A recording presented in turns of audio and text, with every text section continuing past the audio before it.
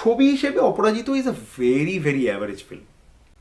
অনিক দত্ত একজন সত্যজিৎ রায়ের বিশাল বড় ফ্যান, এবং সেই ফ্যানের জায়গা থেকে উনি ওনাকে ট্রিবিউট দিয়ে ছবিটা বানিয়েছিলেন। এবার যখনই আপনি একজন ফ্যান হিসেবে কাউকে দেখেন, তখনই উনি ওনাকে মানুষ হিসেবে দেখতে পারেন না।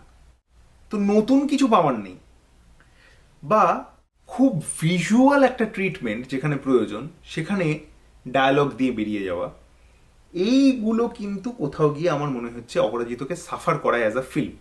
It is just for me a retailing of the stories we have read.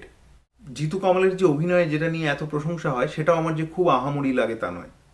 আরেকটা যে প্রবলেম আমার অপরাজিত নিয়ে, সেটা হচ্ছে যে প্রত্যেকটা জিনিস চেঞ্জ করে ইট became a parody after some point of time. Pather Panchali হয়ে গেল পথের পদাবলী, সত্যজিৎ রায় হয়ে গেল অপরাজিত রায়, বা কি বাইসাইকেল থিভস কি একটা হয়েছিল, তারপরে ভিক্টোরিও দিসিকা হয়ে গেল কি রসি না কি, হ্যাঁ, শুধু রবীন্দ্রনাথ রয়েছেন। অথচ এই যে একটা অদ্ভুত পৃথিবী যেখানে রবীন্দ্রনাথ আছেন, সত্যজিৎ রায়ের জায়গায় অপরাজিত রায় আছেন, বিভূতিভূষণের জায়গায় একটা অন্য কোন ভূষণ, ভুবন না কি একটা আছেন। এইগুলো একটু একটু উইয়ার্ড, মানে এটাকে না, মানে কোথাও গিয়ে আমার মনে হয় যে as a film it's a ডিসসার্ভিস।